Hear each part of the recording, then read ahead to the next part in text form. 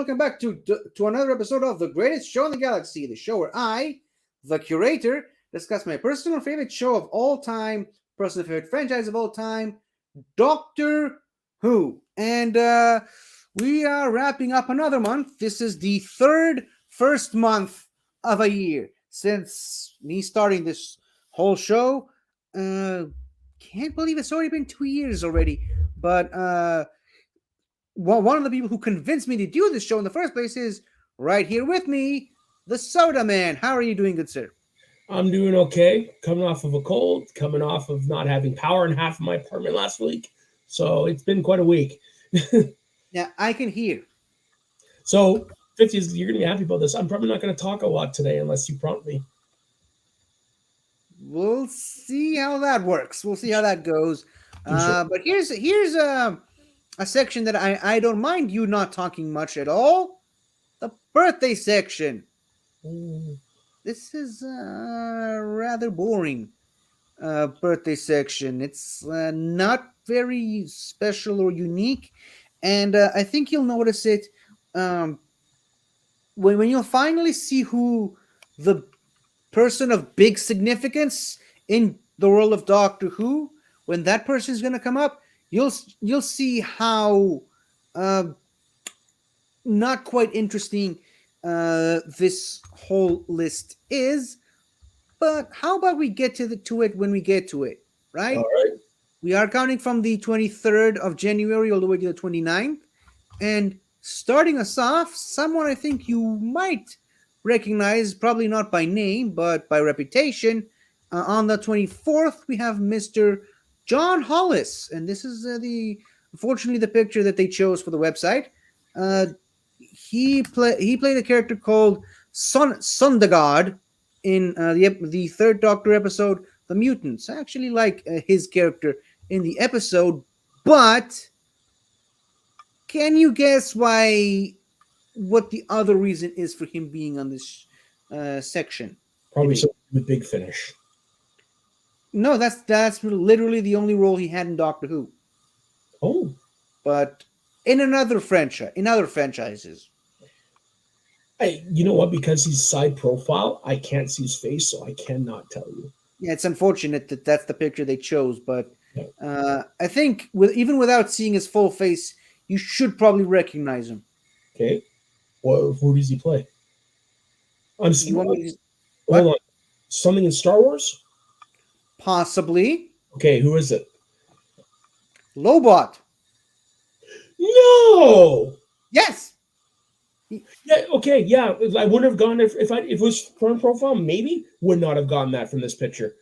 No, just try to imagine him with yeah. Well, I immediately said Lobot. I got it, but yeah, I wouldn't have pulled that. Nice. Yeah. This next person we have here is Mr. Ian Collier. This picture right here. In this picture, he played Stuart Hyde in The Time Monster. I really like that character. But he also plays several other characters on Big Finish. But for the most part, the main reason why he's here, he played Omega in Arc of Infinity, as well as reprising the character of Omega on Big Finish in the Omega centered Big Finish episode. Now, yeah, I would have pulled that because Omega wears a mask. Well, yeah, he played a different character. That's why that picture was chosen. But he was on the 25th. There is a lot of people on the 25th. Another one on the 25th is Mr. Tom Hopper. Now, this better not be the most famous one. No. Okay. I said not famous one, most significant in the realm of Doctor Who. Gotcha. I wouldn't say this guy is the most significant, but he plays a very important and funny role. Yeah, he played Jeff in the 11th Hour. Yeah, Jeff, clear your web browser. Jesus, get a girlfriend, Jeff. But the main reason I decided to put him here is because he was later recast as one of the siblings in the Umbrella Academy. Yeah, and he was also in Game of Thrones, which I know you haven't seen. He had a small role, I think, in one of the middle seasons. Unfortunately, character died. And that's really the only things I know him from.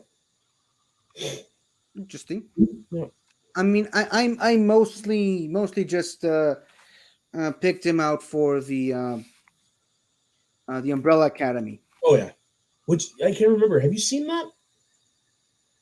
I've seen seasons 1 and 2. For some reason, I never stuck around for season 3. Yeah, me neither. But the first 2 seasons were really good. Yeah, I know. I loved them. I loved it. Did you see the other seasons? So basically, I stopped when it started the season where they were in another timeline where it was a different Umbrella Academy, or it wasn't even called the Umbrella Academy. It was called something else. Oh, so that's the season I haven't seen. Okay. Yeah. So basically, we're at the same spot, more or less. Yeah. All right. Cool. Let's watch 2 good seasons. Now, also on the 25th, Mr. Christopher Ryan. You recognize this guy? I do not. All right. Well, he played several characters, including Big Finish. He played, Keeve in the Trial of a Time Lord episode Mind Warp, which, the lizard guy that eventually takes over Perry's brain. Okay, But so he's in makeup, so I want to figure that out. yeah, well, he also has another plays another character with makeup and prosthetics. Can you guess who that is? Nope. All right. I don't even okay, is it modern? Yes. How modern? Is it early modern? Close to now? Early modern, yes. Try to imagine him with makeup and prosthetics.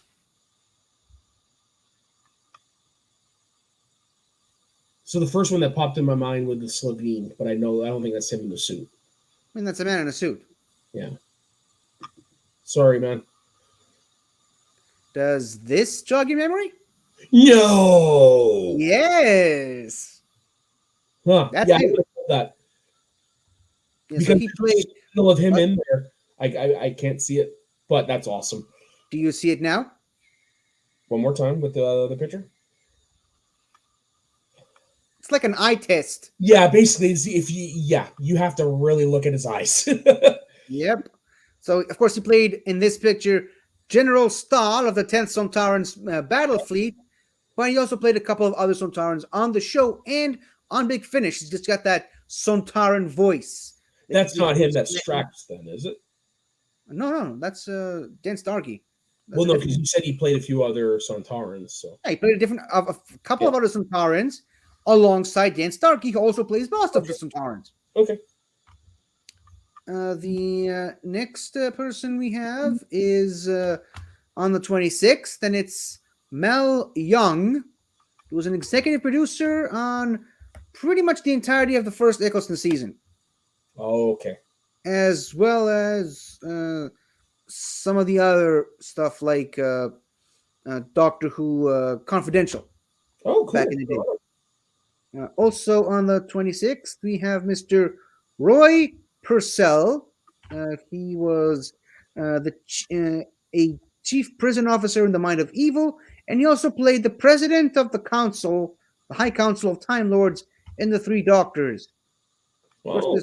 I mean, this was before they established the president of Gallifrey thing, but I mean, the name Gallifrey hadn't even been coined yet. But he played he was the president in the first ever decade anniversary.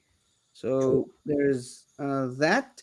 There's also on the 28th, Mr. John Normington, who played Morgus in the Caves of Androzani, Peter Davison's final episode. He played Trevor Sigma in the Happiness Patrol, and he played Tom Erasmus Flanagan in Ghost Machine Torchwood episode.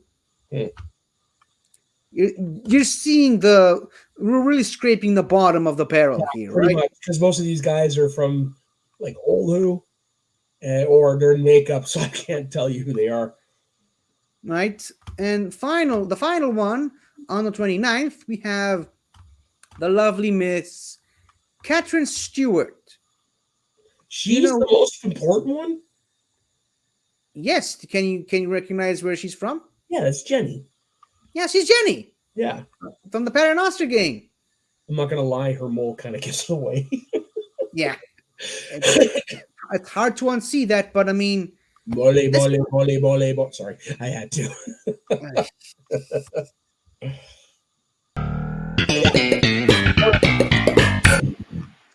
So, this is the list we had today. And, well, to all the people on the list, thank you all. We quite literally could not do this without you, I guess. Pretty much. Something else we couldn't do the show without. Do you know what that is? The doctors themselves. Well, yes, but also another thing that we couldn't possibly do the show without. Tier ranking lists. Oh, I didn't realize this was a tier ranking show. All right, let's bring it. Yeah, that explains a little bit more now about how you're doing the show today. Yeah, I kind of decided to leave it as a surprise for you. Gotcha. This makes sense. All month we've been talking about Doctor Who debuts. You know, the first episode of each Doctor. You were on for the first one, right? Yeah, so I was on for the, I think it was the first one that you did, but yeah, I was on for the modern ones. Yeah, the modern ones. Yeah. And luckily, I do see you've included a few that I have seen pre-Eccleston, so just the scenes. Yeah, we have about 20 Doctor Who debuts, and I wanted to get Snark on here so we can do all of these because you haven't seen any of the classic ones, but actually you have seen one. Yep. Well, like I haven't seen full episodes. I've definitely seen regeneration scenes. No, I'm not talking about regeneration scenes. I'm talking about the first episode of each Doctor. Oh, my bad. For the first Doctor. Yeah. Not bad. So we're just gonna go over the modern ones, I guess. But I think because you have seen this, we're gonna start with the movie. Yeah. And before that, though, I probably should have introduced it up top. You can see we only have 3 tiers. Makes sense. Like S, A, and B, because we like all of these, even though not so good ones. And I mean, there's only like 20, so you don't need too many tiers for this. And you can kind of see the names I decided to give each of these tiers. Obviously, the higher up one, the best one, the S tier, if you will, is titled... Hello, I'm the Doctor.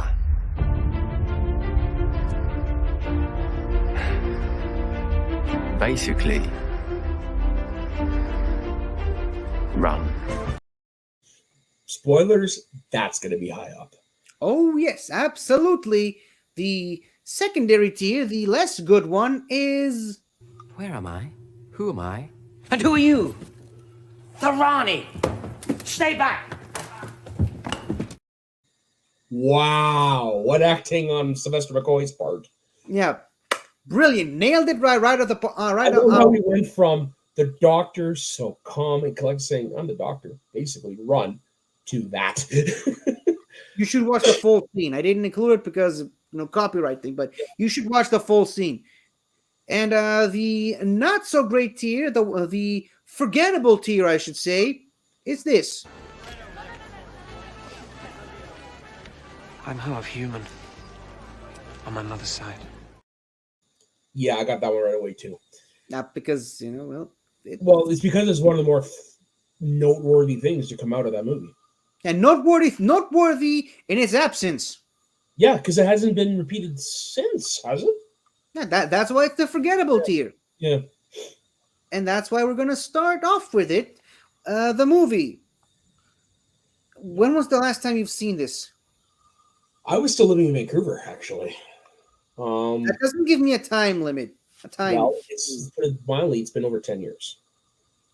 Better. But I have... I mean, I could just say, that was back when I was in the Army.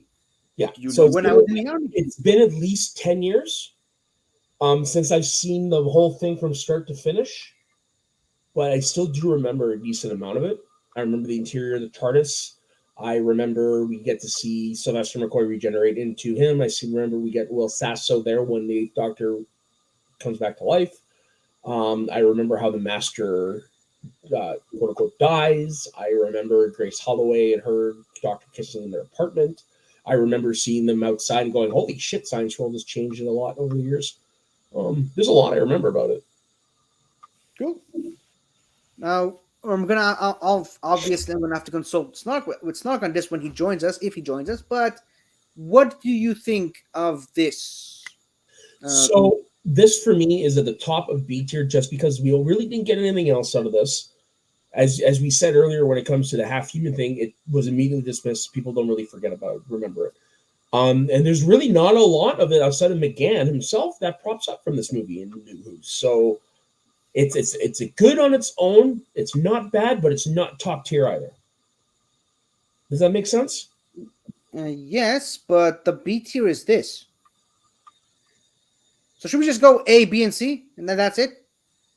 No. Okay, sorry, put it in A tier then. A tier, the middle. It's for me, it's mid. So I think you're more or less on Snark's wavelength here. I mean, again, I like it. It's the first.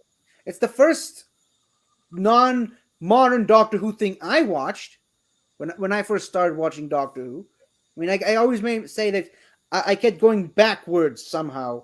Like I started with Tennant, then I moved on to Eccleston, and then I moved on to McGann, and then I got Dimensions in Time, which we did not talk about. But whatever. Out of all main Who stuff, this is probably the one that sticks out the most, but not necessarily in a good way, just because of where it fell in the timeline. You know what I mean? Like in our timeline, it just was this weird little thing in the 90s. Unfortunately, it has the unfortunate position of being the thing that bridges the gap between classic and modern. It was done with good intentions. You can clearly tell, but it definitely sticks out. I mean, it's the Superman Lives of the Doctor Who universe, except this one actually came to pass. This one actually happened. Yeah. Same year, by the way. Now. Oh fuck! Really? I didn't actually think. Yeah. Wow. 1996. Here's something I think you're gonna have more to talk about. Rose. Yes. The episode, not the character. Yeah, great episode. Basically when we discussed it on the last episode I was on, this had to set the tone, and it did, and it hit a home run. Oh yes. If this episode does not work, we do not have the show at all today, at any capacity. We do not have this show that we're doing right now without this episode. Yeah, we wouldn't have anything. Disney wouldn't be acquiring the rights to Doctor Who. What? If this episode didn't connect, Disney wouldn't be having distribution rights for Who. You know, this could have easily turned into another movie. You know what I mean? This could have been easily another one of this. Yeah. And it wasn't. Yeah. Or the Scream of the Shalka, which I also didn't put on, which I guess kind of tells you how forgettable that thing is, that I didn't even remember to include it. I always keep forgetting that one. So that's why it's not even on the tier list. So Rose, for me, even though it's not it's one of the better of the top, it's one of the better episodes. It's not one of the better of the top tier, but it still deserves to be there because of its significance. And it's a really good episode. It's true. And I don't think there's what? You see, like for me, there's not a lot of episodes from Eccleston season that hold up, but this one definitely does. You don't think that the Eccleston episodes hold up? Not all of them. For my viewing, for me personally, no, I don't think some of them hold up. That's funny because I was just about to say that I don't think there's a bad Eccleston episode on TV. Comparative to what we get after that, I don't know. Listen, hey, Soda. I'm not saying that I like Eccleston's era above other Doctors. There are other Doctors went so far above and beyond the Eccleston stuff. I'm just saying none of the Eccleston episodes are bad. They're not bad, but like for example, the next one that comes up, which is New Earth. No, it's the one we first meet Cassandra. I'm not a fan of that episode outside of we meet Cassandra for the first time. To me, that's a forgettable episode. All right. I personally, I don't think there's a bad episode there. Just, other Doctor episodes are just so much better that they can't compare. Right. But Eccleston's run takes the credit for Yep. not having a single bad episode. It set the bar, which is what it needed to do, and it did it tenfold. And it ran with it. Mhm. Also, Basically, like I said, his first time on screen, run, and they did. And sorry. And you know what? Screw Frenchie, because he does not like this Doctor. He always skips it. That's my cousin Marissa. This is her favorite Doctor. Is 9. Very good Doctor to have as your favorite. Speaking of which, here's my favorite Doctor, which technically already made his debut in a Children in Need special, but we're here to talk about the Christmas Invasion. Yep, my favorite Doctor as well. Yes, I finally got you on that train. Hey, like I said, it wore on me for a long time. That doesn't mean I don't love Matt Smith any less, because he's my first. Yeah, But Tennant, there's just something about him. But anyways, I digress. he's just magic. Yeah, he's David He Tennant. is magic. He's got a charisma score of 20 for those D&D folks. Yeah, took me a while to get the reference. But yeah, I mean, I like it. We got David Tennant chatting up with Billy Piper, and look, it's Narvin in the background. It's just, it's not really Narvin. It's Sycorax. Sycorax. Sean Carlson dressed up as a Sycorax, Yeah. not playing Narvin. That joke would have worked so much better if Snark was here. Probably. Anyway, top tier, definitely above Rose. I think there's no argument there. No argument there. I mean, that's how easy it is when there's only 20 entries and 3 tiers. Yeah. I don't like it. And I think we're both going to be in agreement on this one as well. The 11th Hour. Personally, it's top tier. No questions asked. The best. I was gonna say the same thing. This is above Christmas Invasion. Yep. Because this is the first episode where we don't have the massive fan favorite David Tennant. Nobody really knew who Matt Smith was. They completely, not only did we get new Doctor, new showrunner, and all that stuff, they completely changed the way the show looks. Oh, Like, yeah. Right? This is... They changed the cameras that they were shooting with. Yeah, I believe that. I mean, that's where you said they changed how the show looks. They literally got new cameras, new visual effects companies, new everything. Now, would you agree with me on this? This is the perfect introduction episode. Yes, but this is the best Doctor Who debut for me personally, because I was one of the far extremist people who were not on board with Matt Smith. Not only just David Tennant leaving, I was not on board with Matt Smith's portrayal at all before I even got to see anything. And true, to be fair to me, the trailers were bad. I speak to that because I saw this episode year and a half into his run. Yeah, that's what I'm saying is personally for me, because the trailers were not good. Yeah. None of it was convincing me. I didn't like the costume. I didn't like the how they changed the exterior of the TARDIS. I didn't like the new companion before I really know who she really was. I just got into a phase that I hated everything about the show before I even got to see it. I was legitimately considering stop watching the show. And it's after I've already watched all of the classic series. I seriously considered stopping the show after Tennant. I watched this episode, and it just reignited all the love and magic that this show has brought to me. And look at me, I'm still a fan today. Yep. So if this episode didn't hook me, I would not still be here talking about the show today. That's why it's my number one for me personally. Yeah, it's my number one too out of all the introduction episodes. It's safe. It feels safe to say that more or less we do feel the same way about this episode. Yeah, we're pretty much right on board 100% across. Yeah. I mean, I obviously have my different opinions because I was already a fan of. I've already seen 10 Doctors, 10 and a half, considering the Valeyard. but But- I've already seen 10 Doctors leading up to this episode. What I was So- actually trying to say with my last comment before I forgot two words into it. I don't know if you're like me, where if you watch, you kind of have to watch them all.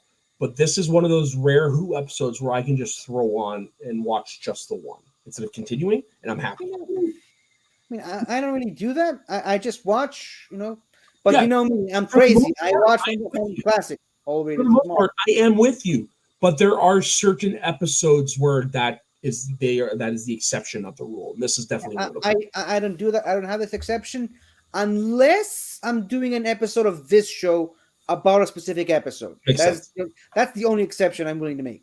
Yeah. So I think that's a long way.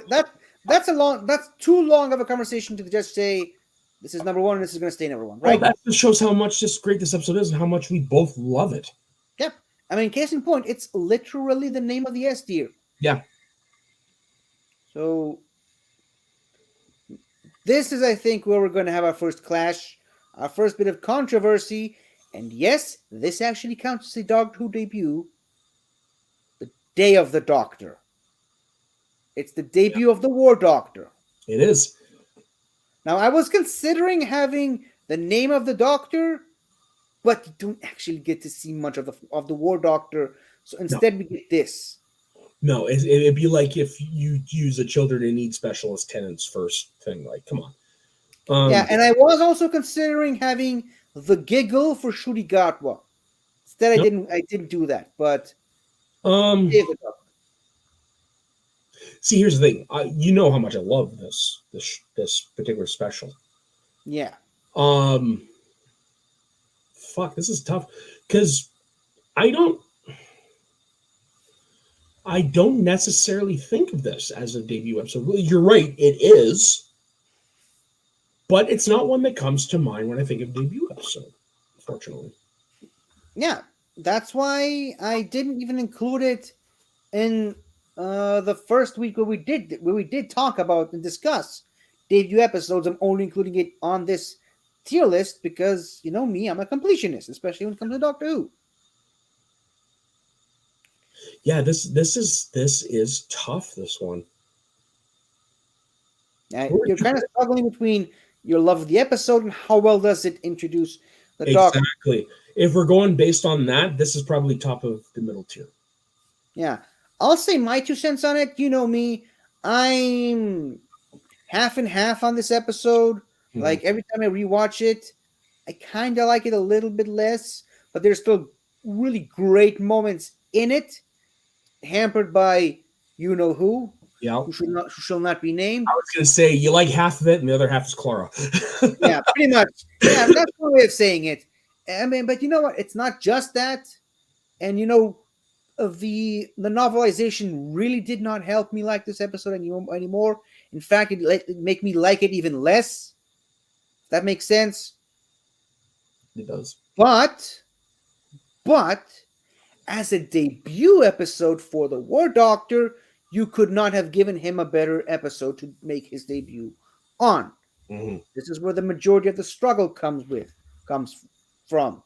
So I'll say it's better than the movie. 100%. It should be, but it's because of my personal feelings on the episode, I cannot in good faith put it anywhere near the S tier. And that's the thing. I am with you because, like I said, I don't automatically think of this as a debut episode. Yes, So- John's in it. He's one of my favorite parts, but I don't think of it in that traditional sense because when it comes to that character, we don't continue on with him outside of Big Finish, Outside of Big Finish, yeah. like And- we do with these other And ones. comics and novels. Right. Unlike these other ones where there's more to their story. So it's not your conventional introduction. And to further your point about this not being conventional, it's not only a debut episode, it's his last episode. It's his Because he only. regenerates at the end. It's his only, yeah. No, that's not what I meant, because there's other, sorry, I shouldn't have said episode, I meant story. Stories, yeah. Yeah, because he has, I think if you released in the same year, Engines of War, which is a phenomenal novel. Yeah. Phenomenal.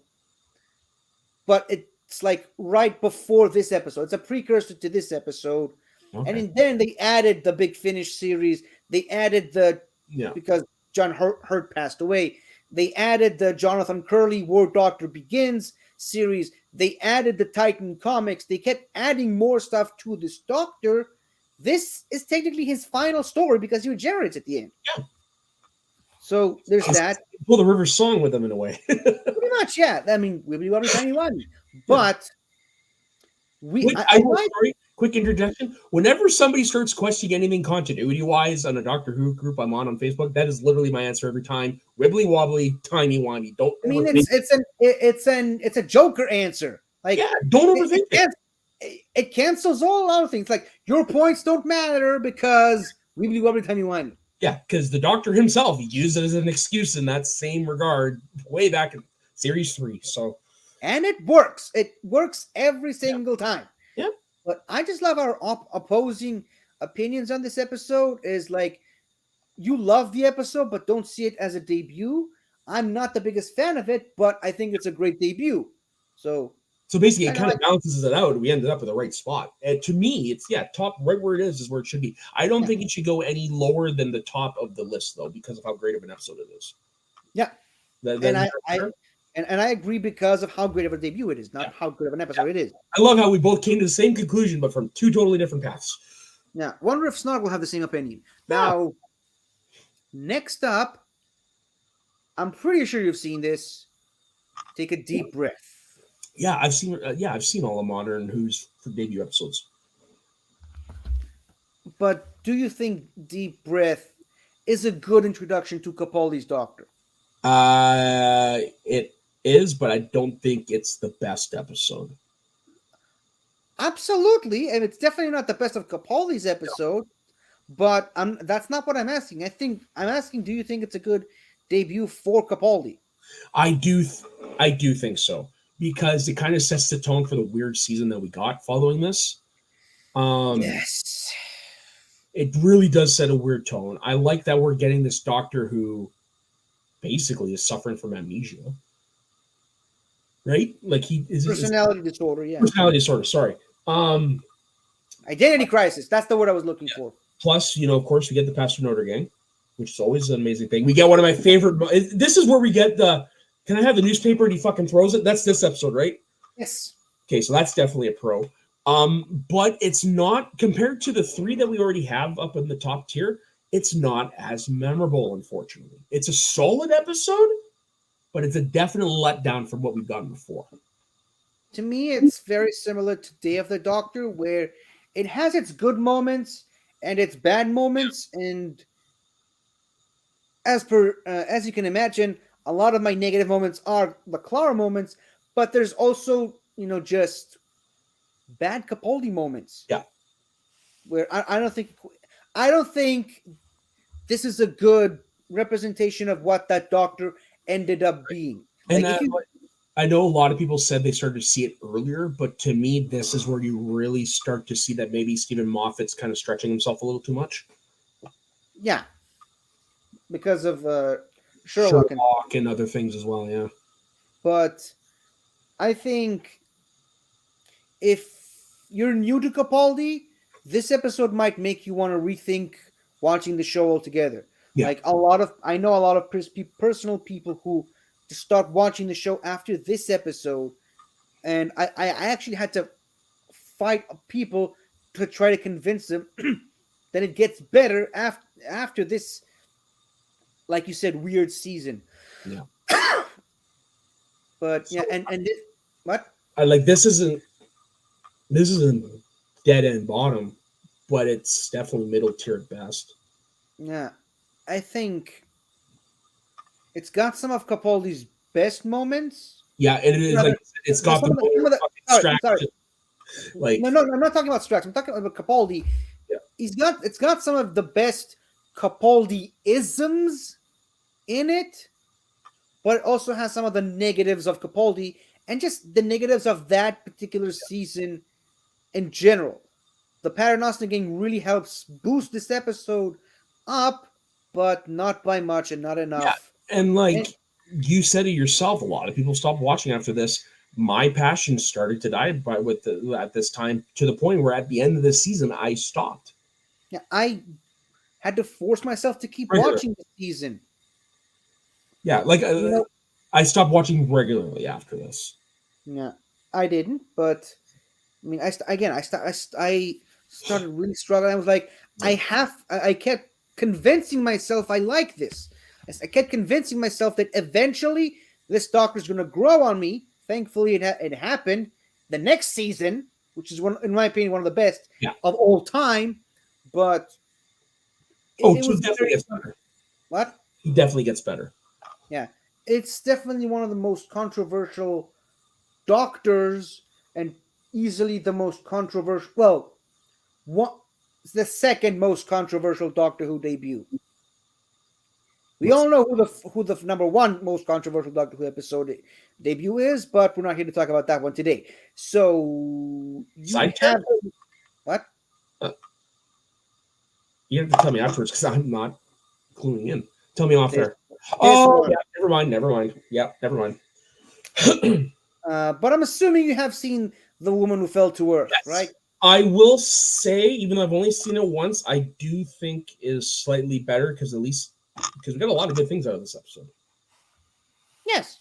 We got Jodie Whittaker, who, through really no fault of her own, didn't really connect with as many people as she should have. But this episode's a really good start to her. We get the introduction to all of her companions, who, for the most part, were there to the very end. Yeah. Now, as we know, my favorite episode of this season comes a little bit later, but my favorite episode of Jodie's era altogether. Rosa? Yep. Yeah. That is like top 10 episodes for me. But as this episode, it's good. It's not great, but there's a lot of good to come out of it. So I would probably put it to the higher end of the middle tier. Definitely, but I would put it between 50th and with the movie. That's what I was going to suggest. I would put it above the movie, but below Day of the Doctor. See, I put it below the movie just because I think the movie is just better overall as a start to finish than I do that episode. I think this episode is better start to finish than the movie is. Okay, that's fair. They're about the same length too, so. No, that's true. I think that there's better Doctor moments in this one than the movie. I mean, technically, that Jodie really comes into her own in the last couple of minutes of the episode.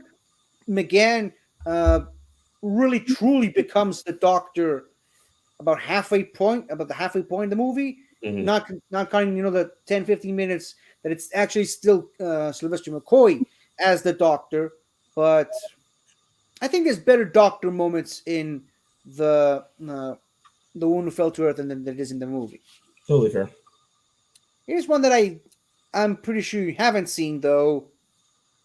Fugitive of the Jejune, which introduces the Fugitive Doctor. No, unfortunately, when it comes to anything of these extra doctors, I am pretty ignorant. Yeah, this is a problem. This is kind of where I'm going to need Snark's input on this. Yeah. Basically, any of my conclusions are just going to come from what you tell me. Well, Captain Jack's in it, which really elevates the episode. I love this episode. I think it's great. I think Jo Martin nailed it out of the park in Doc. I mean, she did in half an episode, and I'm sorry to say this, she did in half an episode what took Jodie and Capaldi several episodes to do. It took Capaldi a full season, as a matter of fact. I read a bad thing about Jo Grant, about that Doctor. And I'll say even this, she did in half an episode what John Hurt did in a full episode. Oh, wow. And he's John freaking Hurt. Yeah, legend. I mean, just the introduction of like, hello. No. You're probably a bit confused right now. Let me take it from the top. Hello, I'm the doctor. And it just, you're like, holy shit, she's Yeah. the doctor from Like- just the way she says it. Like the feeling like I got, and I don't know about it, a lot of people. I got that reaction with Chitagawa, where it's like as soon as he spoke and as soon as I saw what he was doing, that's the doctor. I mean, her introduction moment, her introduction line as the doctor, Yep. it rivals this moment right here. Hello. I'm the doctor.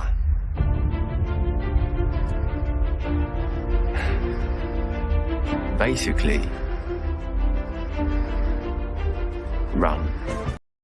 I don't know, man. That's You pretty. gotta watch the fast. episode, man. I'm telling you. I'm trying to find it. What's the name of the episode again? Fugitive of the Jadoon. Okay, just because I'm going to see if it's streaming anywhere because I do want to see her debut. In the meantime, while you're doing that, I'm gonna put this episode above Day of the Doctor. Well, 50 just for you. I'm buying the episode. Hey, and you know what? For you too. Yeah, that would be Whitaker's second season, right? Yeah, Okay, halfway good. point about 'Cause it. I have her first season on DVD. I just wanted to make sure. Cool. This one I'm pretty sure you have seen. The Star Beast. Oh yes, you know how I feel about those. You and me are definitely on opposite sides of the spectrum for these specials, but yeah, oh yeah. I'm pretty sure we're in agreement on this one though. Yeah, okay, yeah. On the first one we were, but everything else kind of afterwards we were a little off. Now No, this, the second one, I think. I think I liked the third one more than you did. Did you? I think so. Just I'm trying to remember. I mean, I love the third one, but this one's easily my favorite. Oh, for sure. I'm with you. This one's my favorite as well. Cool. So we are in agreement. Yeah, on this one, it We're was just definitely disagreeing on the second one. yeah, for sure. The second one I liked it better than you did, but I thought I liked the third one more than you did as well. Maybe I'm mistaken. No, I love the third one. I mean, I love the toy maker. I love the unit stuff. I love seeing Mel and Kate Stewart in there, and the bi-generation scene. Cool. Yeah. Should we go? But this one, what's old is new again. It literally felt like 15 years hadn't passed. Everyone fell into their It's rhythm. been 15 years. 2009 2010 was when Matt Smith debuted. We're in 2024 right now. Do the math. So 13 years. It's close. It's rough. It's in that 10 to 15 year range. It's still a long time between seeing those characters. It's like literally with Sylvia and Donna and Tennant's doctor and Russell T Davies back. It's almost like they didn't miss a beat. This fits right into Tennant's, what a lot of people say Tennant's best season is, the Donna season. This is a great follow up to that. We got a lot of great stuff. Introduction to Beat the Meat. Sorry. We get the introduction of Rose, who we know will get more characters later. Like I said, great to see Sylvia back. Awesome to see Donna back. Her husband's very much, all right, let's do this. There's just a lot of great things. This was the right episode for people like me who had fallen off. This was the right episode to start up again on. That makes sense. Yeah, and this episode also has another thing that makes it unique. It's literally an adaptation of an existing comic book run. Mm-hmm, mm-hmm. I mean, they didn't just introduce comic book characters into Doctor Who proper.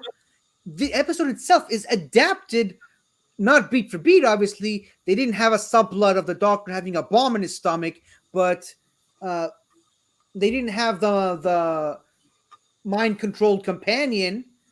But this pretty much more or less follows that comic book run. They didn't have the moment of K9 becoming a cat. Seriously, it's all in the comic book. Look it up. But Who did that run in comics? I forgot his name. No, not the author. I mean, distributor, publisher. Doctor Who magazine. Which makes it byproduct of Marvel Comics. Okay, just because I was wondering if it was like IDW or something like that. Okay. No. It's. I actually I can send it to you. We'll talk later. Yeah, but seriously, you gotta read it. And they also adapted it into a Big Finish episode. So there's a lot of different versions of this episode, but that's beside the point. I think the way they followed it up, and more importantly, how they changed it up from the comic was great. Yeah. I mean, when you like me, when you already read the comic, you know the twist with Beep the Meep, and seeing it happening, I think was the icing on the cake. Yeah, I was aware of it because through conversations with you about Beep the Meep prior to him being announced, or he or she, or it. What? Beep the Meep. I mean, in the comics, it's referred to as a he, but in this episode, it's gender neutral. Right. Yeah, it's like I said from prior conversations before this character was confirmed to be in this. Yeah, I kind of knew that it was a turncoat, but it was really cool to see, especially because it was still a practical fucking puppet. For the most part. For the most part, yeah. Like there was very little CGI with that puppet. Yeah. So And this is top tier for me. And well, we finally know how to pronounce the Roth Warriors. The Rarth. Yeah, no, I'm sticking with Ellie Littlechild's Rarth. I mean, I always said Rarth because that's how it's spelled in the comic. The Big Finish part called them the Warath, but this episode says Worth. No. So who am I to judge? Yeah. Now, I think this is top tier, but bottom top tier. Top tier. Yes. This next one, though. And interestingly enough, the last one we're going to talk about for now, the Church on Ruby Road. Amen, sister. I'll let you talk first. Okay, so this episode, holy crap. If I get more stuff with Shooty Got One, Millie Gibson, like I got in this episode, like the singing to the goblins and all that stuff, more of Cherry Sunday, the adopted grandma, hell, even more of her adopted mom. I am on board. I haven't felt this way about a character introduction since Smith, if that makes sense. Like, I couldn't stop reading about this episode, at least in public, not online, for a good week. Yeah, Shooty Got, like, hell, even Russell T Davies liked my comment on this. Like, this is a really good episode for me. I would put this above Rose. Above Rose. Above Rose, and here's why. While, yes, Rose set the tone, this one reset the tone. Because we've had a lot of weird stuff, like, a lot of this uncertainty coming into the 60th year here. With the way Chibnall did his stuff and whatever. This felt right. This was a great course correction to where we're going to be going with Doctor Who. And like I said, it's the type of episode that fits with what I love about Doctor Who, which is the Tennant and Smith stuff. To me, it fits in there. Cool. So this is S tier for me because it took basically a franchise that had taken a few hits, was on the ropes, and it kind of put revitalized it by giving it the shock machine. Like, I'm very confident. I'm more confident about Doctor Who coming out of this episode than I was going in. All right. And that's how I feel. So this is, to me, above Rose for that reason, because it was able to kickstart the franchise again. Okay. Are you done? Yep, I'm done. Sorry. Because I didn't like it as much as you did. Mm-hmm. I talked to you about it. Mm-hmm. But I still think it's good. It's, again, because of how it's very heavily implied that they're setting up for something. Yeah. Something big, I'm assuming, with the mystery of Ruby's parentage, Mrs. Blood, Yep. and some other things mentioned in this episode. I think it's one of those episodes that's gonna need to stand the test of time to see how it's gonna stack up against the other Doctor Who debuts. Because That makes if you look at what that does make sense, because my feelings toward it are very much more reactionary feeling, because we're coming into it from two different perspectives. Because I fell off, you didn't, so this reignited something in me that was already there for you. And, I mean, if you look at all the other episodes we talked about, the straight up debuts for each Doctor, none of them really went as heavily into setting stuff up for the upcoming season Yeah. as much as this one. The only one that comes close is this one with the introduction of Missy at the end. And if you really want to stretch it, this episode also introduced Torchwood, but I mean, Torchwood was already mentioned in a previous episode. Yeah, So- but this was more or less a continuation of Eccleston's stuff. Yeah. Where the other ones were more like setting up, okay, this is who our Doctor is going to be. We didn't have that with the church on Ruby Road because we already had him in a third of an episode prior to that, so we didn't have to introduce him. So to me, this is less of a debut for Yeah. a Doctor. It's a debut for Ruby Sunday more than anything else. Oh, very much so, and I love her. I love her. Me too, but I'm because not of willing those to say reasons she's and my more. What? I'm not willing to say she's my favorite, but I'm willing to see when her tenure ends, where she falls for me, because I loved her right off the bat. Cool.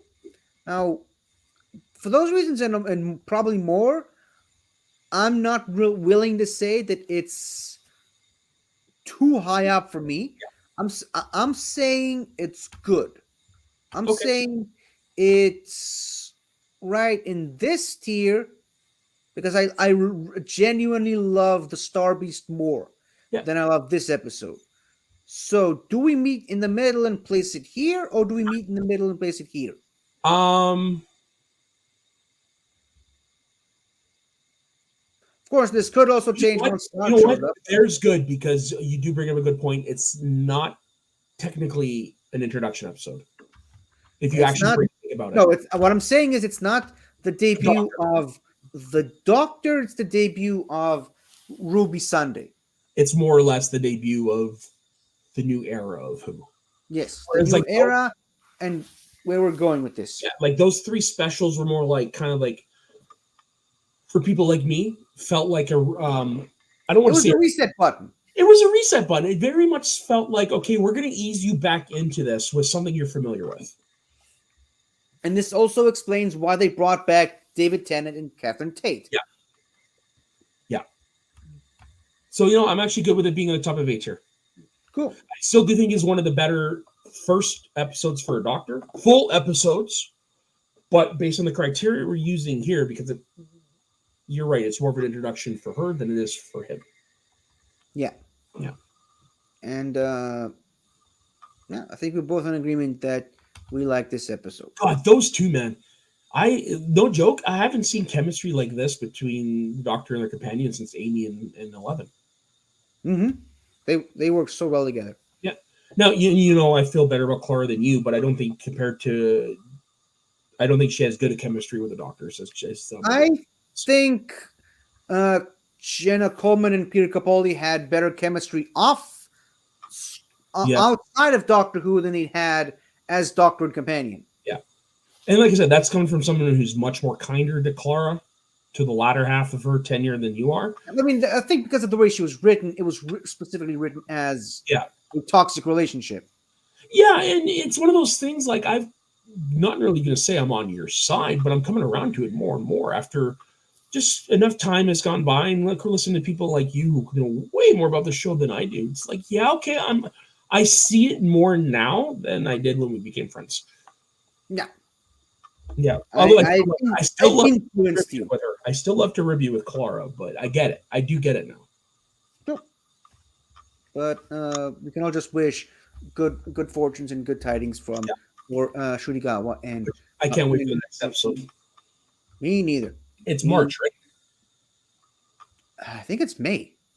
Oh. But you know what? Actually, is the thing I'm looking most forward to about this upcoming season? What? The Beatles. Of course you would. I fucking love the Beatles, and to see that there's going to be an entire episode about them in Abbey Road, come on. Yeah. Wish we had the picture. If I known you were going to bring that one up, I would have had the picture ready. Oh, well, anyways, yeah, no, I'm the future of Who looks bright. Abso-freaking-lutely. And now that we got you on the show, Snark, so how about we go back to the classic ones and start ranking them from there, right? When we start with the modern ones, let's go wibbly wobbly all the way and just go for Mhm. the classics. The classics, just like me. Hey, sir, you are a modern classic if I've Oh, ever well. seen one. I didn't want to brag, but sure, I'll take it. I'll take it. Yeah, you didn't want to brag. That's why I did it. Very good. So, An Unearthly Child / 100,000 BC. I think it's not only a good debut episode for the Doctor and friends, it is a really, really good first episode. Like, it's not the best episode of that Doctor. It's not the best Doctor of that, but not the best episode of the season. Yeah. But if this episode doesn't work, we do not have the show today. Like, there's no other way you can spin this. Like, without this episode, we don't have the show. Yep, Simple as that. exactly right. It sets the stage for everything. Yeah, and of course, the Doctor. I don't think anybody involved with the show quite knew what they had yet, and you Nope. can feel it a little bit in this episode. But yeah, I've gone back and I've watched this episode a couple of times, or these episodes a couple of times now since I've been talking with you, 50, and I enjoy it every time. So yeah, it's not only is it a good episode, but it's so important. I think you can't help but you have to put it in S tier. Yes. But, because like I said, it's not a great debut, it's not going to be at the top of the S tier. No. I mean, true to form, the Doctor, not a very likable character in this first couple of episodes. That's Not at all. On the table. That's what I'm saying. Yeah, Yeah, like they didn't know what they had with him. I don't. Yeah, think that's so, what yeah. that's the greatest thing about it. About this Doctor specifically is how he evolved and grew, and it's kind of similar to what me and Soda were talking about Capaldi a few minutes ago in this episode, as a matter of fact. Yeah. So, should we put it right next to the 14th Doctor?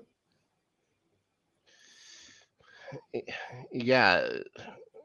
The only thing is thinking should we put it higher, but I think we'd be arguing against ourselves here. I think that's fine where it is now. Yeah. And speaking of which, is there anything on this list you want to change up a little? Honestly, like I would just out of just for me, I would put Rose maybe second. What else would I do? I'd put the 8th Doctor up a little higher. I'd put him up higher than like the War Doctor and stuff like that. I put Jodie's episode right near the top of Where Am I as well. So, but we're talking semantics here. We're talking a place or two.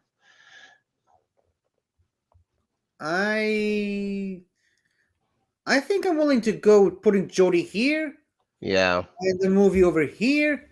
As Yeah. for Rose, though, I'm actually struggling with that one a little bit. See, yeah, of course, it was the first modern Who episode I watched, so it's just the one that's always in my head. Plus, it has those kind of autons and stuff like that. So Yeah, and Christmas Invasion is the second ever episode I watched. right. So yeah, I think then let's leave it. It'll be fine. Yeah, I think we're agreed on what the number one or what's in top spot so far. So there you go. Yeah. I mean, there's no topping it. Case in point, it's literally the name of the tier. I mean, that's why that's why I had this made. Hello. I'm the Doctor.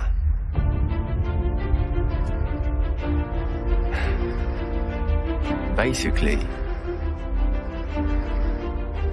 run. I mean, you can't beat that, right? That's great. So, the power of the Daleks. I will say this, my opinion on this episode actually got a lot better with the introduction of the animated reconstruction. Mm-hmm. Because the loose cannon reconstructions, I mean, God bless loose cannon, obviously, but I couldn't make hide nor hair of this episode. I couldn't tell what is happening in this episode, other than the fact that it's a new doctor now, and the Daleks are just pretending to be servants for some reason. Right. Well, they can amass a big army. Like, I don't know what it is. For some reason, there's just so much of the plot that gets lost in translation in the loose cannon reconstruction. That's why I love the animated one, because and I saw it for the first time late last year, and I was like, and suddenly I was like, oh my goodness, there's actually a story in this episode. Yeah. There's a plot to this thing. So yeah, but still, not the greatest. It's not. Personally, I don't know what to say about how they handle the change, because that's huge, right? Yeah. Back in 1966, lead actor of a successful show just suddenly recast midway through a season. Wasn't even the season finale and starting a new season. It was halfway through an already established season. There's a new lead actor, and aside from like a few scenes at the beginning of the episode, the characters and the actors just roll with it, and you're expected to do the same. Right. Yes. I suppose the narrative there is that, like, look, it doesn't matter that he's a completely new guy. He's still the doctor, and that's really what we need to be focusing on. So It's that decision that means that's helped it last this long. yeah, It's what keeps the show going. It's just that one simple thing. It's like, no, we're just going to roll with this. and the showrunners didn't really felt like that point needed to be addressed as much. It was like, Right. this is your doctor now. Have fun. Look, Yeah. Daleks. Yeah. It isn't like your mom marrying a new guy and saying he's your dad now. Come on. Yeah. It's a TV show, guys. Not that important. Not that important. He's the new doctor. That's great. And I really like the doctor. I really like the second doctor as well. But again, thank goodness for Tubi here in North America, because I had BritBox before, and they did not have these episodes. So I had only just saw these episodes a couple weeks ago when we did our show. Cool. Talking about the first appearances for the doctors and stuff. So I enjoy it. It's good, but I don't think it's as good as a lot of the ones that have already been discussed. I can tell you that. I can agree. Personally, I put it up here between Capaldi and the War War Doctor. Yeah. Where would you put it? I would have put it behind Capaldi, but I think it's fine. I think it's fine if we want to put it there. I mean, I don't know. Because Capaldi's episode has a lot of problems in it. Yeah. Got some good moments in it. But at the same time, much as my opinion on this episode changed a lot since the animated came out, it's actually kind of bland. Like, Yeah. it's not. It doesn't. That doesn't feel like a post regeneration episode. It just feels like, hey, it happened. Let's move on. I think again, it's a thing where they weren't quite sure what they had with it, because like this is all new to them as well. So And I think it's fine, but I think that the decision to not address the fact that it's a new doctor as much, or not address it as much, I applaud them for the decision. Yeah. Like, just, felt like there's some missed opportunity in storytelling there. But that's just me. But an episode that does not fail to address the fact that there is a new doctor, Spearhead from Space. Yep. Like, the first two halves of this episode is just the doctor coming to terms with who he is, changing the face. Didn't even get to see what he looks like. There's the Brigadier. There's someone who recognizes him. I mean, not fails to recognize him, I should say. He's in a hospital. First time we ever get to learn that the doctor has two hearts. Oh, okay. Yeah, sure. Yeah, and then he tries to escape from the hospital, gets shot, puts back in the hospital again. Then he steals, borrows some clothes from the hospital, which is how we get the iconic Third Doctor attire. He steals, borrows a car, which later, of course, we got to his own one, Yeah. Bessie. Proto Bessie. Yeah, that's there's a lot of this episode really does feel like they're establishing stuff that's going to be like the quintessential aspects of the Third Doctor. Hmm. Like the the Third Doctor. This whole episode is about the Third Doctor realizing who he is. They didn't wait a couple of episodes for him to grow to his own, and I think he really took it in stride. Didn't instantly became who he was. Nope. Just it grew over the course of the episode. They introduced the new companion or assistant, I should say. They set up the unit base. They set up the fact that the TARDIS can't leave. They set up a lot of stuff in this episode, and I think it was well made. And plus, on top of that, they introduced an exciting new villain, Yes. and it's a great debut for it. Hmm. Yeah, and I think you know how much I love this episode, and that the Third Doctor is my favorite. And after we went through all the classic series openers and stuff like that, I've just started watching the Third Doctor again. So I'm currently on Inferno. So yeah, I've been really enjoying watching the Third Doctor again. I love this episode or these episodes. You get to see the charm of the Third Doctor for sure by the end of it and stuff like that. He's starting. I think this is the most of the first three. This is the one where you can see the guy settling into his character more quickly. But of course, the show had been around for 8 years or whatever it had been before, so there was that going for it too. But John Pertwee was so good in the role. These episodes were so fun. I know that I would like to rank it high. The problem would be, how high do you think it should be ranked? 50? Huh. You know what? I'd put it third.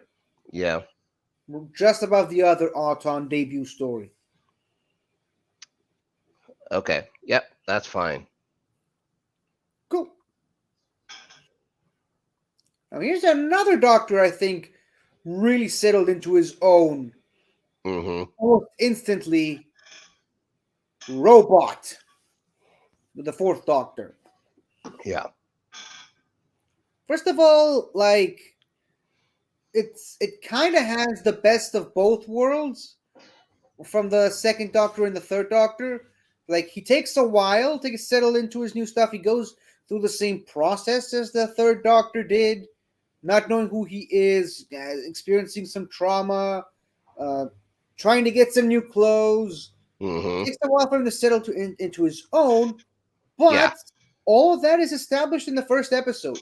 Then the rest, you got like 3 more episodes of a genuine Doctor Who plot episode with 4 parts, where the Doctor just after getting his feet on the ground, he starts running with them.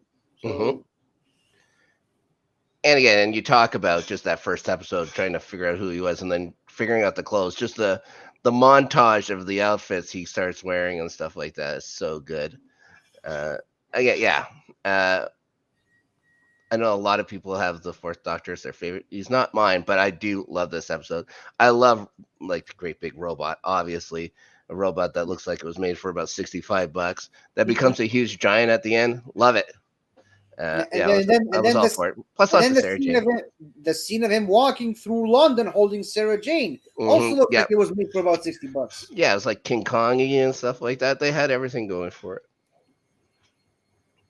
This unit's in it. There isn't too much unit when it comes to the Fourth Doctor, so I'm glad that one of the last few unit stories for a while. Yeah. Again, I think it's fantastic. It has a pretty iconic little monster that they had there with Robot. I don't think it shows up ever again, but No. well, yeah, except in your video game you were talking about. Yes, yeah, people do remember it. Mm-hmm. Yeah, it's a terrific Doctor Who. Like, these are terrific Doctor Who stories. So yeah, there's a really cool display of the K1 robot in some Doctor Who exhibitions in London. So in Britain, I should say. Like how he doesn't even have like a robot voice either. He just sounds English. Everyone just sounds English. Of course. I mean, that's Doctor Who. Even the robots are British. Yes. Now, would you say it's an S? Oh yeah, of course. Yeah. That goes without saying. I should have said that at the beginning. But It's an S tier. Honestly, I put it behind Rose. behind Rose. Yeah. What do you think? I mean, I like it. Mm-hmm. I just happen to like the Star Beast better. Okay. But I mean, that's just my biases because I read the comic a couple of times and I listened to the That's true. adaptation of it. But I mean, that's my honest opinion. Yep. I'm being honest with it. I think it's fair. We're talking semantics when it's one place or another, and it's S tier. Well, like you know, it's just Still on the S tier, right? Yeah. Terrific. Castrovalva. Yeah, What do we think of Castrovalva? I liked it. Yeah, it's cool. Mm-hmm. Fine. They kind of go back to the John Pertwee isms of the Doctor really taking his sweet time figuring out who he is. Maybe even too much, I'd say. Like there's an entire episode of him just wandering around the TARDIS, trying to find the Zero Room, trying to find his new clothes. Mm-hmm. There's an entire episode of him again struggling with it in the planet Castrovalva itself. And there's some really cool visual scenes there. There's, of course, the scene where he finally gets the salary. Oh, sure. Yes. Nissa's suddenly wearing pants for some reason, and no one notices that. Like she's got a skirt in the previous episode, she's wearing pants in this one, and no one notices the change. It's timey-wimey, okay? What? I guess it may be more wibbly-wobbly than timey-wimey, but there you go.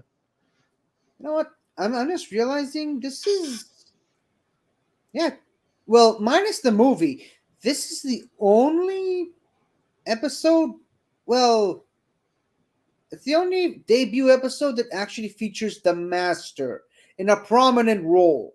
Right. Again, minus the movie, because Missy does show up a little bit in here, but it's right at the very end, and you don't even know it's the Master just yet. Right. But this episode, I mean, the main villain is the Master, so I think that gives it a few points. But overall, I wouldn't say it's that high because of No. how long it took the Doctor to get things rolling. Yeah. Yeah, it's I wouldn't put it on the bottom tier. You know what I'm saying? Yeah. Yeah, but I would put it maybe at the end of the A tier. That's where I was going to put it. Well, there you go. I'd like to say great minds think alike, but I think my mind isn't so great. mine either. So Oh, perfect. we still think alike. Very good. So I think this episode has more memorable moments than this one. Now, of course, it is a bit unfair because this episode is missing and had to be recreated and reconstructed, but still. Yeah, I'm fine with it. That's Now, a good spot. I think it's finally time to put something in the bottom tier. Yep. And it kind of sucks that it's one of my favorite Doctors, but the Twin Dilemma. This is a dilemma. Because, again, the Doctor is struggling a bit, figuring himself out, strangling his companion to the ground in the middle of the TARDIS. Finds out his old mentor from the Academy is genocidal, the genocidal maniac. He's fighting a giant slug with salt, and not much else for this episode. And this episode kind of ends on a bit of a note to the fans of like, I'm the Doctor now, whether you like it or not. He literally says that to Perry, but it kind of feels like he's saying it to the fans. Yeah, he's saying it to the audience as well, isn't he? The audience. Fans, the fans are the audience. Yes. I don't know what to do with this one. I think it's about time we put something at the bottom. Yep. And this episode is just there's so much wrong with it. Not the least of which is the fact that this is how the season ends. Like the penultimate episode is Caves of Androzani, where the Doctor regenerates into this guy, and then that's the season finale. Not a very good episode to start on for his debut. Not a very good episode to end the season on, and then you got several months of waiting to see if it gets better. Right. You know, this episode just leaves a bad taste in everyone's mouths for a few months. And well, I'll admit it does get a slightly better in the next season, and the final season. But this episode does not have a good start, so it's right up here. Agreed. And yeah, we finally have something on the bottom tier. Yeah, I think we always knew it would come to this. It would come to Yep. this. I mean, I was kind of hoping we'd have a little more in the bottom tier, but I think I knew when I was putting this list together. I think I knew I was basically making this tier for one episode, Yeah. and it's this one, because I don't think the Ultimate Foe is gonna go in that episode, in that tier as well. Now, this is another bit of a weird spot. It's a weird thing for the Sixth Doctor on TV, that is, because like this is technically the debut of the Valyard, but it's also the season finale again. After we've seen the Valyard all throughout the season, there's a big major force in it, and it's only by this point we learn that he's actually the Doctor. So this whole time, the Valyard has just been this guy opposite the Doctor in court, throwing accusations around, and you finally realize that he's an actual Doctor, and that's when they take the plot of the season outside the courtroom and into the Matrix, where the Valyard gets to show his skills and show how powerful and how dangerous he could be. But that's yeah. So that's only 2 episodes, because the other episodes of the season are all 4-parters. The Ultimate Foe is just a 2-parter. So kind of drew the short end of the stick. But that being said, the Doctor being inside the Matrix, fighting his evil side, that's pretty cool. Yeah. That's pretty scary. I really like that. I mean, it's always a great in the classic series. Whenever the Doctor went into the Matrix, I think we got some really cool visuals and some really cool plot points of the Doctor being inside the Matrix. And even that one time in Jodie's season when she went inside the Matrix, there wasn't. I mean, there were interesting stuff in there, but I think the frequent visits to the Matrix and the classic series by the Doctors was much more memorable. What did you see this, by the way? Did you have any opinions on it? I still haven't seen Time of the was it Trial of the Time Lord or whatever it is. That whole season I haven't seen, except for the very last episode because it has the Master in it. When I said I was, you have seen this one then? Yeah, but I haven't seen. I only saw that one episode of it. Oh, because the Master doesn't show up till the very end. So I just wanted to watch every single episode with the Master in it. So, and it's fine. I thought it was fine, but I know that you really loved it, and I also enjoy that they've kept the Matrix going. Like you said, it's in Jodie season, but on Big Finish, it's a big deal with the Gallifrey series as well. So, yeah, I will relinquish my thoughts to you as to where you think this should be. Oops.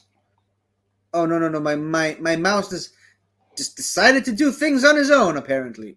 Yeah, it's decided. Yeah, it has its own idea. I would put it over here. Okay. Because in addition to it being a fun episode, I think the fact that it introduces the Valiard, not just because we already knew who the Valiard was. Well, Mhm. we already seen the Valiard. The episode prior to this one, we learn is he's the Doctor, but in this episode, the gloves are off, and you know who the Valiard is. You get to see who the Valiard is. That's what puts it in that tier, in my opinion. Very good.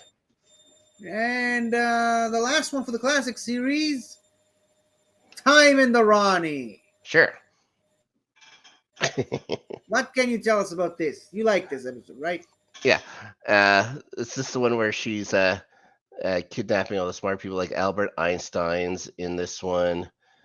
She's trying to build a time manipulator, if I remember right. I'm just looking at Mel's outfit. Actually, the Ronnies too. What's with all the shoulders back then? This is 1985, I'm guessing. 1986. The fact- 87. Oh, is it 87? Yeah. And the fact that the Doctor looks the most, his outfit looks the most common in this picture. It's kind of fun. But yeah, I really like the Seventh Doctor. I like these episodes. It's just, I just don't. I wouldn't rate these ones too high and stuff like that. But I can't think of many more episodes with the Ronnie on after this either. Well, there is dimensions in time if you're really desperate. Right. Yeah. Yeah, it's fine. And this is the. I'm trying to think of the name of what are those? I thought they were Cyclops things, but you said they had more eyes. Those what are they called? The Terratap? Traps. Yeah. I always only thought they had the one eye, but it turns out they had more. Well, if you're only looking at them from the front, then yes, you only see the one eye. Oh, yeah. The side eyes. It's okay. What did you feel about this episode? It's fine. Yeah. I don't have too many opinions on it. I like the scene of him choosing his new outfit, where he basically just goes through all the different wardrobes of the previous Doctors. Basically gets to wear almost every other Doctor attire in this episode. Mhm. Kind of like the subplot of the Ronnie impersonating the Mel, trying to get the Doctor. Yeah. And for a Doctor debut, I think it's a really good transition where it does take him a while to figure out who he is. But I like the fact that when he finally realizes who he is properly, it's with Mel's help, and it kind of shows you how important the companion is to the Doctor finding his center in a way, realizing who he is and who he's supposed to be. And of course, I mean, this episode pretty much gave us the name of one of our other tiers. Where am I? Who am I? And who are you? The Ronnie! Stay back!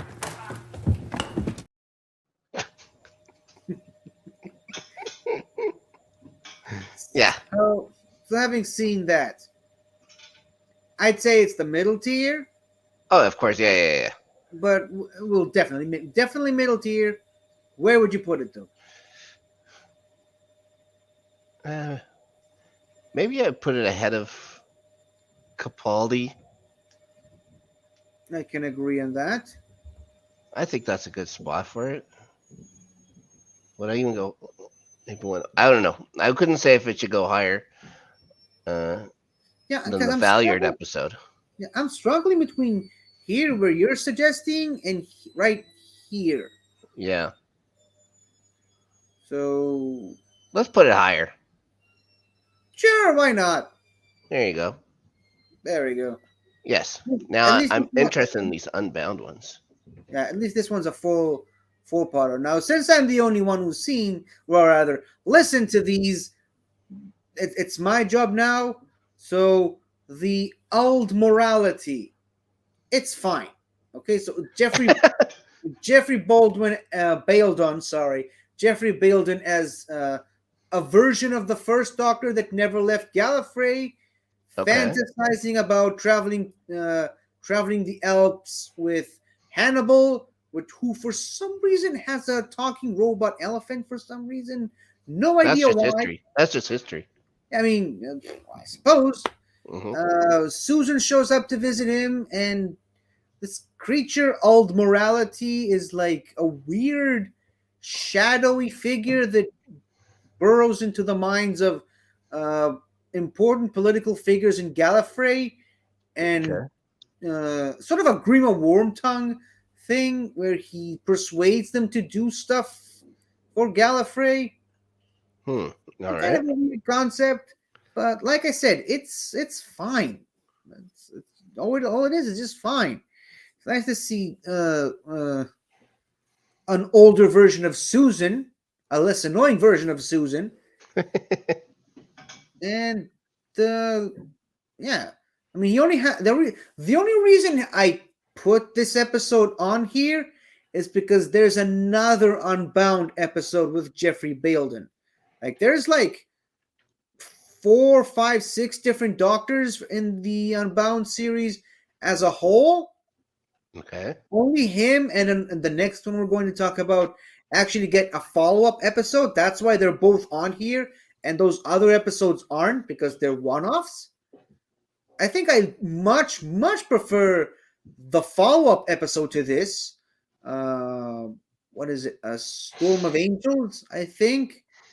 I think it's the name of the thing. That one's way better, and sort of continues again. Hannibal having a talking robot elephant Sure. kind of lets you know that oh yeah, history is not the same as you're in this universe as it is in your memory. Right. And so yeah, like I think it's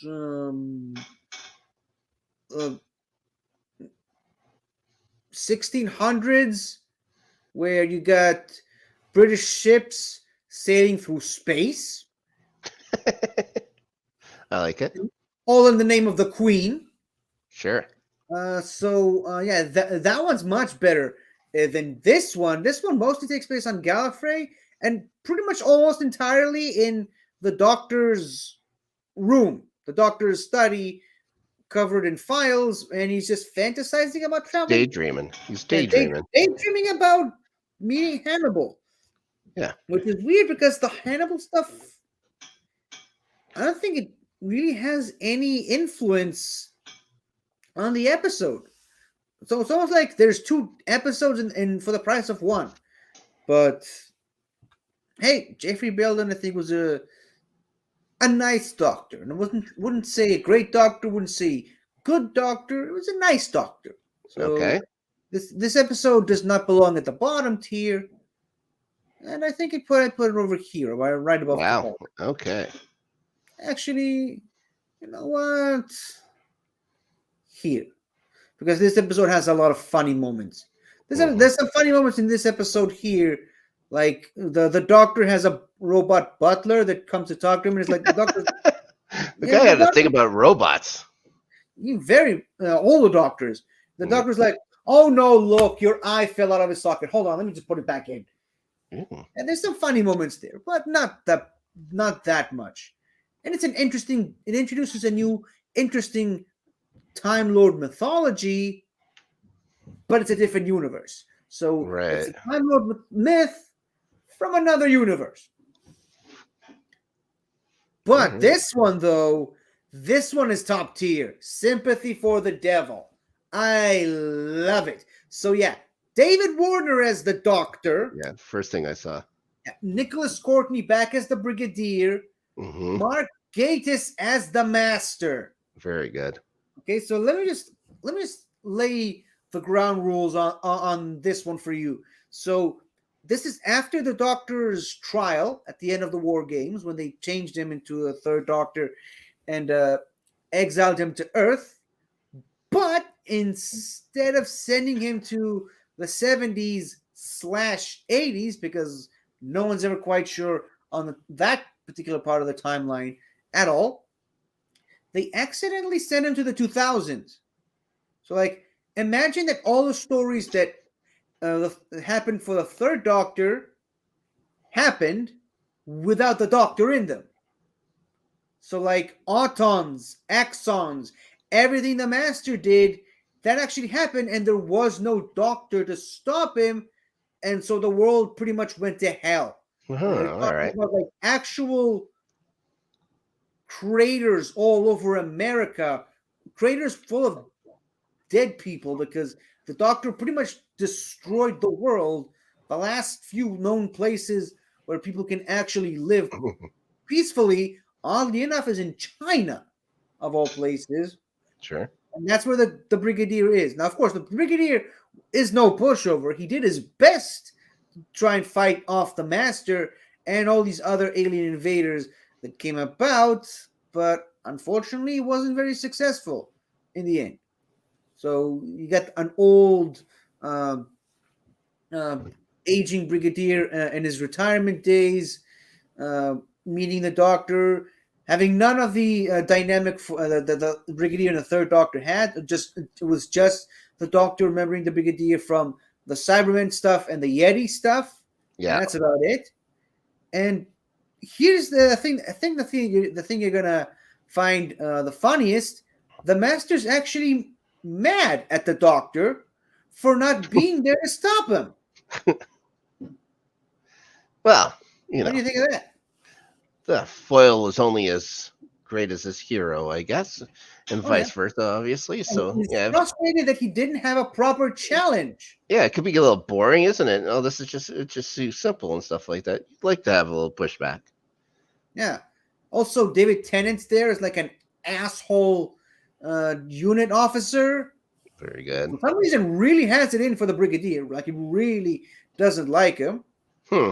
And I think the way this episode ends, spoiler alert for a 20-something-year-old episode, I think the way this ends is the Doctor does a boss move, a badass Doctor move by the end, because like he knows that his TARDIS is shut down. He can't leave the world. He can't leave planet Earth because he's exiled.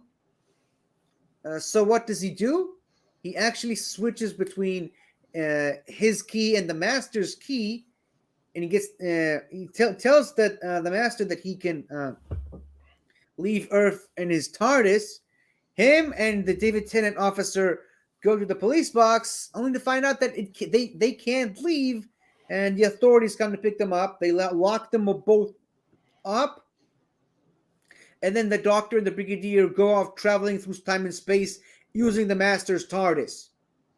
Not limited by the rules of the exile, no nothing. Smart. That's a Doctor move right there. Mm-hmm. And in the next episode, oh shit, what was it called? I can't remember. But basically, it's this David Warner Doctor and the Brigadier fighting Daleks and Davros. And then this Doctor went on to be have a bigger role in the Bernice Summerfield storylines, but that's neither here nor there. So I'm gonna say it's an S tier. Oh, okay. The decision lies with me. Yes. Let me put it over here. Okay. Of this Doctor, and again, I like this Doctor way better. I like this Doctor better, but just the episode itself, there isn't that story. You don't even have all the getting used to things that we have in this episode with the other version of the Third Doctor, for coming from the post regeneration stuff with the exile and stuff. Like he comes out of the TARDIS as the Doctor. No questions about it. So Must be harder to do just through audio alone. yeah, but I would very much like to see them try one day, because we have had Time Lords regenerating in audio episodes, but they're not the Doctor. So it's always been weird to me that only the Doctor has this post regeneration trauma. Like you see other Time Lords in the TV show and in the audios and other media, they regenerate and they just go about their lives as if nothing happened. Only when the Doctor regenerates, he gets trapped in this whole forgets who he is, bursting with energy, anything can happen type stuff. Most likely because the Doctor is the timeless child, but that is a story for another time. This is probably our weirdest tier list that we've ever done. What do you have to say about it? One thing I can say is it's the first one that took less than like 3 hours to do as well. Oh, I which did is about nice. me and Soda did about an hour just talking Yeah. about the modern ones. Yeah, Imagine so that. yeah, we're flying, we flew through it. Yeah, well, you're limited by the amount of doctors, obviously. True. So I think it's a good list. It's not like there were so many different degrees and stuff like that. Just having 3 different spots to put it. Really, only 2 different spots. You have the best ones, and then the ones you think aren't quite as good, and then of course you have the Sixth Doctor. So there Yeah, you go. which is in the tier named after. I'm half human. On my mother's side. Yeah, that wasn't a. I played the clips for the other ones, and I just kind of felt like this one got a little left out, so I decided to play it anyway. Sure. So that's it for the list. hmm Where can the good people on the interwebs find you, my friend? Well, you talk about your favorite ever TV program. I also talk about my favorite ever TV program, Buffy the Vampire Slayer, over on Let's Get Ready Network. There's the Rewatchers Council. We are going through every episode. They did a Buffy. Currently, almost finished the first season. We have Nightmares debuting this week. That's the second last episode of the season, or sorry, the third last. We're doing the second last one next week, which is out of mind, out of sight. Other than that, we got the Premier League show and LGRN, the highlights. That's starting 11. We talk whatever's going on in the world of English Premier League. 20 matches to talk through next week, plus the end of the transfer window. So lots to talk about. I'm going to try and limit everything I say about the matches and stuff like that. Also, LGRN After Snark, hopefully coming back within the next couple of weeks. Show I do with Danny on the weekends where we just talk about whatever we'd like to talk about. That's on YouTube as well. And thanks for having me on, 50. Thank you, as always, for coming on. And you can catch this show usually every Monday, with a few exceptions here and there. But I also do Fun with Flags every Thursday, most every Thursday, because we haven't done it in quite a while. Me and Soda, we talk about each other's countries, and we teach each other stuff about each other's countries. And I even have my own Doctor Who stuff on my YouTube channel, 50 Shades of Geek. I do weekly reviews of every single Doctor Who episode from 1963 all the way up to 2023. And you've got all the other stuff from the Benverse, wider Benverse at large, like Something to Talk About, Galaxy Geeks, Multiverse of Geekdom, Movie Lovers Unite, The Midnight Cinema, Anytime Reviews, and of course, In the Front Row, which is still not pictured on this thumbnail. So this has been us. This has been how we chose to celebrate the first month of the year. And may we have a full year of more interesting, more fun and interesting topics to talk about every month. So until then, though, in the words of Missy herself, don't forget to like and subscribe. Goodbye.